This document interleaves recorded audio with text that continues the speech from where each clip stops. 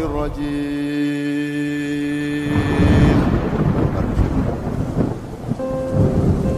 Yang menjadi kegalauan saya, kenapa Tuhan memilih saya untuk hidup, untuk ada.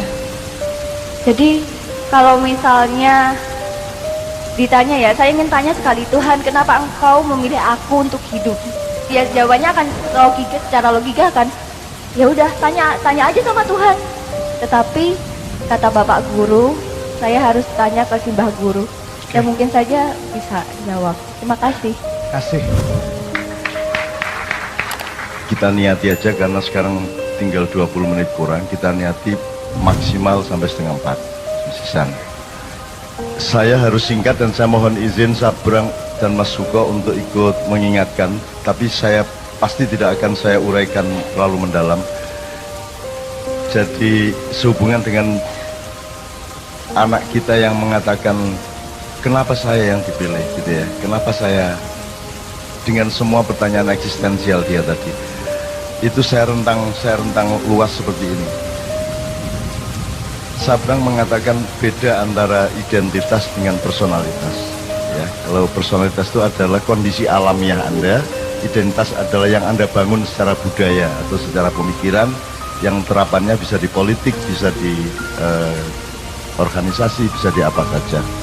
Saya ingin katakan sama Anda, ini Ma'iyah ini luar biasa, ilmunya tidak fakultatif, ilmunya sangat universal, sehingga kita sampai ke tataran sampai marifat-marifat tadi, dan itu semua relevan satu sama lain. Saya ingin katakan satu hal,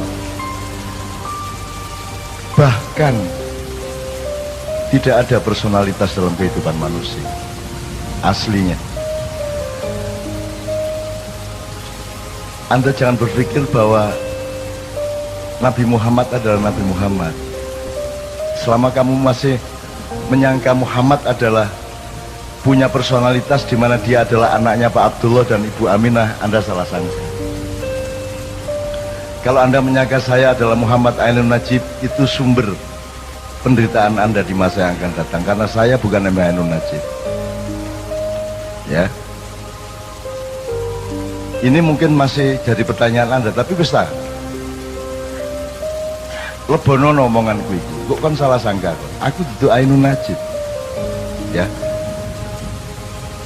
Muhammad bin Abdullah yang dikasih jatah 63 tahun itu pun cuma identitas sementara, bukan personalitas.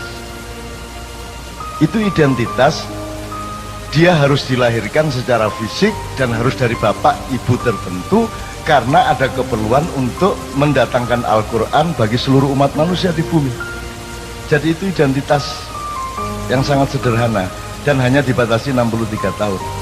Kalau Anda bertanya siapa personalitas Muhammad, oh dia kalau mau dicari katakanlah ada personalitasnya, oh dia lahir sebelum Jibril, dia lahir sebelum Iblis, sebelum Kanzul Jannah, sebelum Al-Khoshi, sebelum As-Sajid, sebelum Ar-Roki, sebelum yang paling roki, orang yang paling menundukkan badannya kepada Allah, orang yang paling mensujudkan wajahnya kepada Allah, orang yang paling bisa dipercaya untuk menjadi penyebar kesejahteraan atau bendaharawan surga.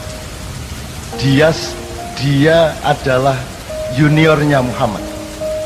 Jadi Muhammad itu bukan yang Anda kenal di Arab itu. Yang Anda kenal di Arab itu adalah resonansi dari personalitas Muhammad. Lagi nek anjene kate runu tak dudui kok.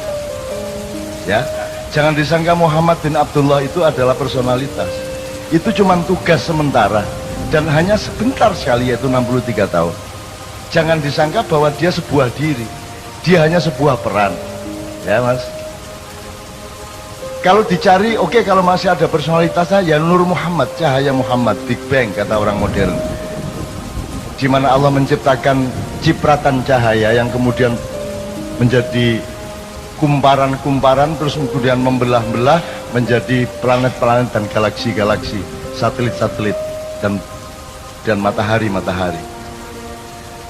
Jadi Muhammad itu lahir sebelum alam semesta, Muhammad itu lahir sebelum Iblis, apalagi Jibril. Maka Jibril itu adalah juniornya Muhammad.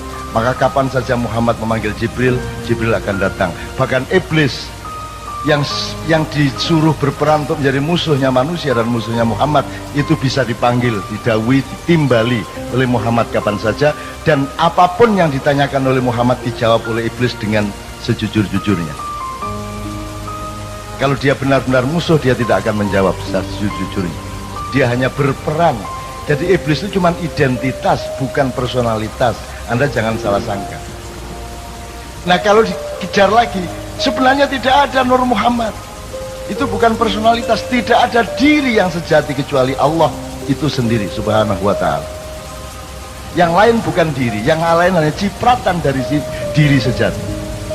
Contoh ya. Jadi kon iku aja tak digopoh karo awakmu dhewe. Kok aku anggitmu kon iku ono ta? Kon iku gak ono. Iku mek kun wis kon mari ono gak ono, gak ono masalah. Jadi awakmu gak usah perhatian sama dirimu. Dirimu itu tidak penting. Dan saya hidup itu bekalnya adalah yakin bahwa aku tidak penting. Yakin bahwa bukan aku ini yang akan jadi pusat perhatianku. Di dalam diriku tidak ada aku. Di dalam diriku tidak ada Ainun Najib. Karena sudah penuh cinta. Dan cintaku tidak boleh aku tujukan kepada diriku sendiri yang sementara bernama Ainun Najib. Di dalam diriku tidak ada diriku. Gitu loh. Lagi nak diterusno kan tambah pecah ndasmu, utangnya akeh. Tidak puisi-puisi jam 3 esok.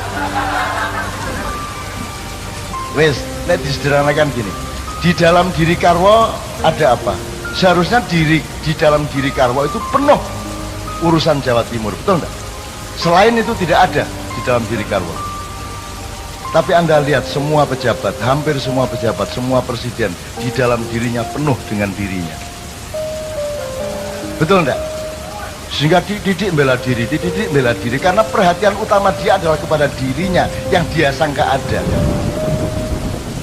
Kalau Anda ingin menjadi orang besar, kalau Anda ingin meraih kebesaran, Anda tidak bisa memanggul kebesaran dan tidak bisa menjadi kebesaran itu selain Anda bergabung dengan kebesaran sejati, yaitu Allah Al-Akbar. Kalau Anda bergabung dengan kebesaran Allah, maka engkau menjadi bagian dari kebesaran itu. Anda tidak bisa diganggu gugat oleh siapapun saja. Gitu ya. Jadi aku nang anakku sing arek ndi Malang nanti. Sing Nadia, bener. Nadia apa yang sebelumnya? Ya Nadia. Nadia, kamu ndak usah pikirin dirimu sendiri dan ndak usah kok aku lah anggitmu aku iku sapa? Kon iku sapa anggitmu? Gak usah kok perhatian awakmu iku. Tapi nek ancane kon ngeyel tiap hari kamu bertanya gitu, kon tak kandhani. Sebentar lagi kamu akan tahu kenapa kamu yang dipilih oleh Allah menjadi dirimu. Radio ya, 1 tahun kemudian kamu akan tahu kenapa engkau yang dipilih. Cukup 1 menit sesudah kamu tahu apa isi hati suamimu. Nek kon wis ro isine atine suamimu, kon iso jawab pertanyaanmu iku mang. Dan percayalah, sampai akhir hayatmu kamu tidak benar-benar tahu isi hati suamimu.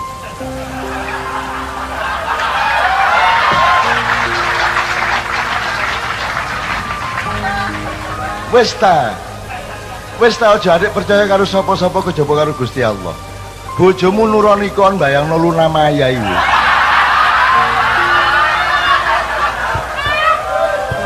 Jadi sudahlah, jadi kamu jangan tuntut suamimu kayak apapun dan jangan tuntut dirimu kayak apapun. Penuhilah dirimu dengan pekerjaan-pekerjaan dan perbuatan baik yang Allah perintahkan. Jadi dirimu adalah perbuatan baikmu itu, bukan Nadianya, bukan yang kamu sangka dirimu itu.